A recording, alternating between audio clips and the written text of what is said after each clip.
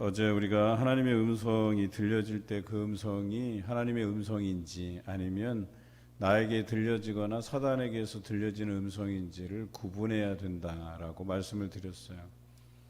그런데 이 구분하는 작업이 영적인 전쟁이에요. 그러니까 내 안에 그 거룩함이 담보되지 않으면 하나님의 거룩하신 음성을 구별하기가 어렵습니다. 또 하나님의 음성을 구별하지 못하면 내게서 들려지거나 사단에게서 들려지는 음성을 듣고 엉뚱한 곳으로 향하게 되고 그렇게 살아가게 된다라고 하는 것이죠. 그래서 우리는 이것을 영적인 전투다. 그러니까 우리가 나에게서 들려지거나 사단에게서 들려지는 음성을 듣지 않기 위해서 오직 하나님의 음성을 듣기 위해서 치열하게 살아가는 전쟁터다라고 이야기하는 것이죠. 그렇다면 이 영적인 전쟁에서 승리할 수 있는 무기가 필요하죠. 도구가 필요하죠. 오늘 그것에 대해서 나누고자 합니다. 그 첫째는 예수님의 이름입니다. 예수님의 이름이 우리에게 큰 능력을 가져다 줍니다. 그래서 빌립보서 2장 10절에 이 말씀이 있습니다. 하늘에 있는 자들과 땅에 있는 자들과 땅 아래에 있는 자들로 모든 무릎을 예수의 이름에 꿇게 하신다 이렇게 말했어요.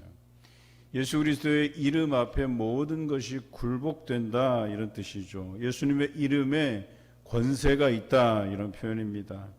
영적인 전쟁에서 악한 것을 대적하는 능력이 예수 그리스도의 이름에 있다 이렇게 표현되고 있죠.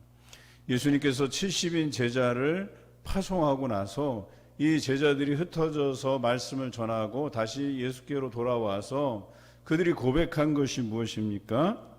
예수님의 이름으로 명하였더니 귀신들도 항복하더라 이렇게 고백하고 있어요. 예수님의 이름으로 그들이 나아갔다는 것이죠. 그랬더니 귀신들이 그 이름에 항복하더라 이렇게 고백하고 있어요. 뿐만 아니라 바울이 2차 전도여행 때도 마찬가지죠. 어땠습니까? 그 2차 전도회 때 그 드로아에서 그 마게도냐인들이 꿈에 나타나서 손짓하며 건너와 우리를 도우라 이렇게 얘기하죠. 그래서 그 환상을 보고 바울이 드로아에서 배를 타고 마게도냐로 넘어갑니다. 네아폴리에서 내려서 그 마게도냐 유럽의 첫 성인 빌립보에서 어떤 일이 벌어졌나요? 귀신 들린 여종을 만나게 되었어요. 그리고 그 귀신 들린 여종에게 선포하죠. 예수 그리스도의 이름으로 귀신이 떠나갈 것을 명령했더니 귀신이 나갔다라고 성경은 기록하고 있습니다. 그렇습니다. 예수의 이름에 권세가 있어요. 능력이 있어요. 그 이름으로 선포하면 안 되는 일이 없다는 거예요. 그분께서 뜻하신 것들은 반드시 이루신다라고 하는 거예요. 그런데 중요한 것은 나에게서 오는 이 음성을 듣지 말라는 거예요. 예수 그리스도의 이름으로 선포한다는 얘기는 바로 하나님께서 들려주신 음성으로 우리가 그것을 믿음으로 받고 예수 그리스도의 이름으로 선포해 나간다는 뜻이에요. 그런데 자꾸 내 안에 있는 것들을 끄집어내요. 그렇게 해서는 영들을 분별할 수가 없다는 거예요. 그런데 우리가 기도할 때 하나님의 음성을 듣고 그것에 대해서 예수 그리스도의 이름으로 선포해 가면 거기에 능력이 있고 놀라운 기적이 나타난다라고 성경은 기록하고 있어요. 두 번째 능력은 보혈의 능력이에요. 여러분 계시록 12장 11절에 또 우리 형제들이 어린 양의 피와 자기들이 증언하는 말씀으로 그를 이겼다라고 기록하고 있어요. 사단의 모든 세력을 이기는 힘이 예수 그리스도의 보혈의 능력에 있다라고 성경은 이야기합니다. 예수님께서 우리를 위해서 흘리신 보혈의 능력은 원수를 대적하게 되어 있어요. 여러분 성만찬을 통해서 우리가 그분의 흘리신 그 보혈 찢기신 몸을 기억하는 것 이거 굉장히 중요합니다. 왜냐하면 이 예수 그리스도의 보혈에 두 가지 능력이 있어요. 하나는 죄를 씻기는 능력이 있어요. 두 번째는 우리를 회복시키는 능력이 있다라고 하는 것이죠. 여러분 우리 안에 이 죄가 씻겨 나가야지만 하나님과 친밀해질 수 있다고 말씀드렸어요. 우리의 삶이 거룩해야만 내 안에 죄가 비워져야지만 하나님께 친밀히 나아갈 수 있고 그것을 통해서 하나님의 음성을 들을 수 있다고 했어요. 우리 7시간 새벽 기도로 잘 알려진 박종훈 목사님, 새벽 기도 끝나면 그 새벽 기도를 포함해서 7시간을 기도를 해요. 그래서 새벽 기도 7시간으로 잘 알려진 목사님이시죠. 그런데 어느 날 십자가의 보혈을 묵상하는데 예수님께서 흘리신 그 십자가에서 흘리신 보혈을 묵상하는데 놀라운 회복의 역사를 경험했다고 하잖아요. 여러분, 어떤 사람은 보혈을 묵상하는 가운데 그 병이 치료되는 것들을 경험하기도 합니다. 이 놀라운 하나님의 역사를 기억하셔야 돼요. 여러분, 출애굽 당시에 이스라엘 백성뿐만 아니라 이 애굽 백성에게 내린 마지막 재앙이 있었어요. 장자의 죽음이었죠. 죽음의 사자가 휩쓸 때 이스라엘은 살아남았어요. 왜요? 그 좌우 문설주에 그리고 임방에 피를 발랐는데 어린 양의 피를 발랐어요. 그런데 우리가 예수 그리스도를 말씀할 때 어떻게 해요? 하나님의 어린 양을 보라라고 되어 있어요. 어린 양으로서 비유되잖아요. 예수 그리스도의 보혈의 능력이 죽음을 넘어가는 능력이 있다고 얘기하는 거예요. 회복의 능력이 있다고 얘기하는 거예요. 악한 세력을 막아낼 수 있는 능력이 거기에 있다라고 얘기하는 것입니다. 여러분, 베네인 목사님 또 미국에서 열심히 또 그 성령 사역을 하시는 분이시죠. 그런데 이분이 이렇게 말씀하셨어요. 예수 그리스도의 보혈이 우리를 덮을 때 우리 안에 능력이, 그리스도의 능력이 나타난다. 하나님의 능력이 임하신다. 이렇게 기록하고 있어요. 여러분, 예수님의 보혈은요, 죄를 씻기는 것뿐만 아니라 회복을 경험하게 하신다라고 하는 것이죠. 죄를 씻을 뿐 아니라 모든 병에서, 모든 잘못됨에서 우리를 회복시키신다라고 하는 것을 의미합니다. 모든 악한 것들을 해결하고 모든 약한 것들을 해결하는 것이 보혈의 능력이에요. 여러분들 기도하실 때 예수 그리스도의 그 보혈의 능력을 힘입어서 어때요? 기도하고 찬양하는 것이죠. 특별히 예수 그리스도의 보혈과 관련 있는 것이 찬양이에요. 그래서 이따가 또 네 번째 다루겠지만 그 찬양 중에서는 예수님의 보혈을 힘입어서 드리는 찬양이 있단 말이에요. 그 찬양이 어느 때 드려줘야 돼요? 절박할 때, 또 우리가 회복이 필요할 때, 죄의 씻음이 필요할 때 대부분 우리가 드리는 찬양이 보혈 찬송이에요. 셋째는 하나님의 말씀입니다. 여러분, 영적인 전투에서 무기 없이 싸우면 안 되잖아요. 방어만 하면 안 되잖아요. 방어막이 믿음의 방패라는 방어막이 있지만 더 중요한 것은 사단의 세력을 물리칠 수 있는 도구가 필요해요. 그 무기가 필요하다는 거예요. 유일하게 성경의 에베소서 6장에 표현된 이 영적인 무기가 있는데 그것이 무엇입니까? 성령의 검이다. 그 성령의 검은 곧 하나님의 말씀이다. 이렇게 표현하고 있어요. 여러분, 믿음을 가지는 것 중요해요. 그것이 방패가 되어서 사단의 그 세력들에게서 우리를 보호하는 데 있어서 필요한 것이 믿음이에요. 그런데 그 믿음도 결국은 어디에서 나요? 들음에서 나는 거예요. 어떤 말씀을? 하나님의 말씀을 들음에서 믿음이 난다라고 했어요. 그러니까 결과적으로 사단을 무찌를 수 있는 무기도, 사단에게서 우리를 보호하는 그 방패도 역시 말씀에서 난다고 할 수 있는 거예요. 말씀이 무기가 되고 말씀이 방어가 되는 거예요. 여러분, 축구에서 뭐라 그랬어요? 최선의 공격이 최선의 방어다 그러잖아요. 그러니까 그 무기가 뭐예요? 하나님의 말씀이에요. 하나님의 말씀을 우리가 묵상하고 갈고 닦을 때에 그것이 어때요? 사단을 무찌르는 무기가 되고 우리를 방어하는 방패가 된다라는 것이겠죠.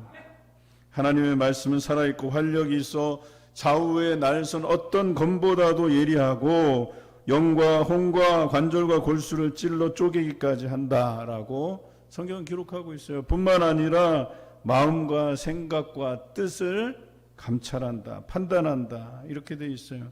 우리가 첫날 배운 말씀이 뭐예요? 지식과 지혜의 은사예요. 그것이 뭐예요? 모든 판단을 하게끔 만드는 거예요. 말씀이 생각나게 하고 올바른 판단을 할 수 있게 만드는 것이 지혜와 지식의 은사예요. 그것은 다 말씀을 통해서 우리에게 전해지는 것이죠. 여러분, 이 공격 무기를 가지셔야 돼요. 말씀에 충실해야 돼요. 말씀을 배워야 돼요. 말씀을 묵상해야 돼요. 이번 사순절 예수님과의 동행 훈련을 통해서 우리는 매일 말씀을 묵상할 거예요. 또한 그것을 통해서 느껴지는 삶을 매일같이 영성일기로 써가야 할 것입니다. 여러분, 이것이 습관이 돼요. 몸에 배어 있어야 돼요. 그저 그냥 말씀만 들여다보는 것으로는 안 돼요. 묵상해야 돼요. 그 말씀이 우리 삶에 체화돼요. 느껴져야 돼요. 그리고 무기가 돼야 돼요. 우리의 방패가 되어져야 된다라고 하는 것입니다. 네 번째는 찬양입니다. 찬양은 하나님의 음성과 임재를 불러오는 도구입니다. 오늘 우리가 읽은 주기도문에서도 처음에 하나님을 높여드려요. 찬송해요. 하늘에 계신 우리 아버지여 이름이 거룩히 여김을 받으시오며, 이게 하나님을 찬양하는 그런 기도예요. 그런데 이런 찬양이 하나님의 임재와 또 하나님의 음성이 들려지게 만든다라고 하는 것이죠. 여러분, 우리는 위대한 선지자 엘리사의 이야기를 들어 압니다. 유다, 이스라엘, 에돔 왕이 연합해서 모압과 대적할 때 이 모압이 이스라엘을 배반했거든요. 그래서 그들과 전쟁을 앞두고 이 연합해서 이 엘리사를 찾아와서 우리가 어떻게 하면 좋겠습니까? 우리가 이 전쟁에서 이기겠습니까? 이렇게 물으러 왔어요. 이것이 열왕기하 3장에 나오는데요. 엘리사가 이렇게 표현하고 있어요. 이제 내게로 검은 고 탈 자를 불러오소서 하니라. 검은 고 타는 자가 검은 고를 탈 때에 여호와의 손이 엘리사 위에 있더니 그가 이르되 여호와의 말씀이 이 골짜기에 개천을 많이 파라 하셨나이다 그랬어요. 검은 고 탈 자를 데려왔다는 얘기는 하나님께 찬양을 올려드린 거예요. 음악에 맞춰서 하나님을 찬양했더니 엘리사 위에 여호와의 손이 임했다 그랬어요. 그리고 하나님의 음성이 들려오는데 골짜기에 개천을 많이 파라 그런 거예요. 그리고 전투에 나가서 이 모압과의 전쟁에서 크게 승리하게 됩니다. 그렇습니다. 하나님의 손이 임하게 만들어요. 하나님의 음성이 들려지게 만들어요. 찬양이 그런 능력이 있다라고 얘기하는 거예요. 그래서 기도하기 전에 찬양하는 거예요. 열심히 찬양하다가 기도하다가 거기에 하나님의 손이 임하고 하나님의 음성이 들려지고 그 영적인 전투에서 크게 승리하게 하신다라고 하는 것입니다. 그리고 지금도 이러한 역사가 우리에게 나타나고 있다라는 사실을 기억하시기 바라요. 사무엘상 16장 23절 우리가 잘 아는 말씀이에요. 사울 왕에게 악한 신이 들려서 그가 괴로워할 때에 다윗이 수금을 들고 들어가서 수금을 타면서 하나님을 찬양해요. 그랬더니 어때요? 사울이 상쾌하여 낫고 악령이 그에게서 떠나간지라 라고 기록하고 있어요. 여러분, 찬양이 그런 힘이 있다니까요. 제가 일산에서 사역할 때 급한 전화가 왔어요. 자기 아버지가 손목을 칼로 그어서 자살하려고 한다는 거예요. 식구들이 말리지만 말리는 게 어렵다는 거예요. 그분이 그 전에도 사업을 하다 망해갖고 그런 전력이 있으세요. 그래서 저와 함께 부목사님이 같이 가봤어요. 그런데 그냥 뭐 우울해서 그랬다는 그 수준하고는 달라요. 우리가 한눈에 봐도 귀신이 들렸어요. 그래서 그 목사님하고 저하고 같이 그 가족들하고 찬양을 한 30분간 계속 뜨겁게 불렀어요. 보혈 찬송으로 계속 불렀어요. 그런데 서서히 눈이 풀리면서 귀신이 떠나가고 이제 맨정신으로 돌아오더라고요. 그때 기도했어요. 열심히. 그리고 물론 지금 그분의 상황이 어떠한지는 잘 모르지만 그 이후로 회복돼서 다시 사업을 시작하고 또 열심히 살아가는 모습을 볼 수가 있었어요. 그렇습니다. 찬양이 그래요. 귀신을 쫓아내고 그 하나님의 임재를 불러오는 거예요. 하나님의 손이 임하도록 그렇게 하는 도구가 찬양이다라고 하는 것이죠. 여러분, 날마다 찬양하시기 바라요. 오늘 우리 유소년부가 얼마나 찬양 아름답게 잘했어요. 이것이 뭐예요? 이 찬양대가 하는 역할은 오늘 이 기도회에 하나님의 임재가 임하게 해달라고, 하나님의 손이 임하게 해달라고 하는 그런 임재를 불러오는 찬양이라니까요. 마지막으로 큰 소리로 성경은 읽어야 합니다. 여러분, 말씀이 어때요? 무기라고 했잖아요. 또 그것을 들음이 예, 방패가 된다 그랬잖아요. 믿음의 방패가 된다 그랬잖아요. 영성훈련의 3박자는 보는 것과 입으로 시인하는 것과 시인한 것들을 귀로 듣는 거예요. 이게 영성훈련의 3박자예요. 여러분, 아침에 일어나자마자 쓸데없는 것을 보고 쓸데없는 말을 하고 쓸데없는 것들을 듣지 마세요. 그러면 이 3박자를 해결할 수 있는 가장 좋은 방법은 뭐냐? 아침에 일어나서 큰 소리로 성경을 읽는 거예요. 말씀을 눈으로 보고 말씀을 입으로 시인하고 읽은 말씀을 내 귀로 듣는 거예요. 그것이 우리의 영성 훈련이에요. 이것을 렉시오 디비나 성독이라고 얘기하는 거예요. 제가 2년 동안 신학대학원에서 이 성독의 훈련을 받았어요. 매일같이 읽고 또 읽은 말씀을 듣고 또 말씀을 보고 이 3박자가 되니까요, 놀라운 일이 벌어져요.